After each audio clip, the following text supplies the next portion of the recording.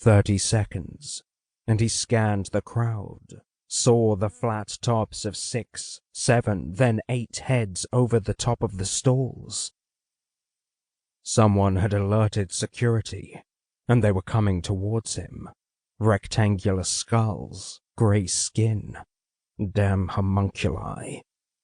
The first came out of the stall, sending a display of trinkets flying as the creature's arm thundered through the air towards him, fingers primed to grab the arm stuffed in the coat.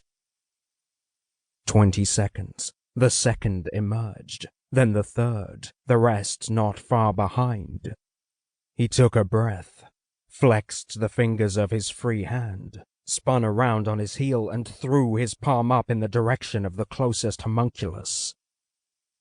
The shadows from within the creature's body burst out of its mouth, then coiled back, becoming solid in an instant. They punched the giant man-made man in the face. Then the darkness whipped around him like tentacles, wrapped up its massive arms and tied them tight to the body, lashed around its legs and pulled the great grey man down to his knees. It fought for freedom, but the grip the shadows had on him was too strong. 10 seconds. The other homunculi came for him, unperturbed by their kin's plight. No thought for their own safety either, for they had no thoughts. They had a purpose, and subduing the shrouded man ahead of them was that sole purpose. He knew it would take too long to bind them all, and timing was everything. He made a judgment call, a split-second moral decision. After all, they were not men, but creations. Even if they were not coming for him, they had limited lifespans, would never know love nor fear, and would disappear from existence into a pile of dust before the week was out. He threw his hand across from one to the next.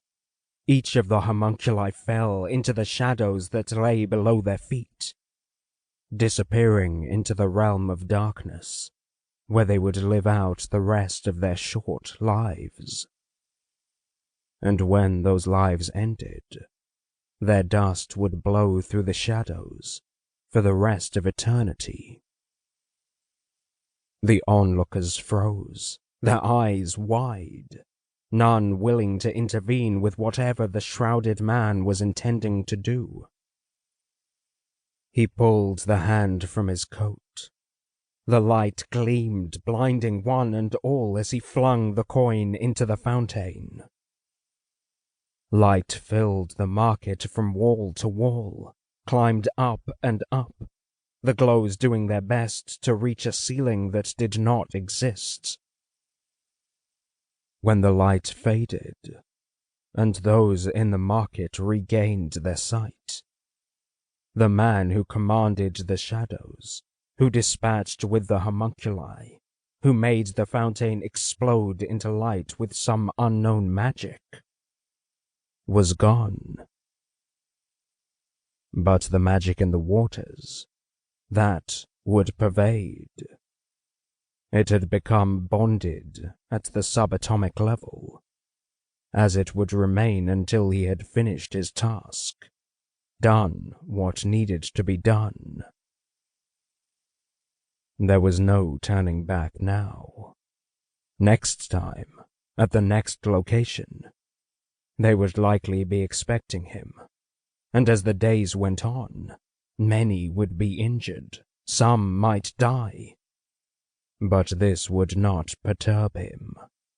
Nothing would stop him. Nothing could stop him. After all, he was the Prince of Darkness.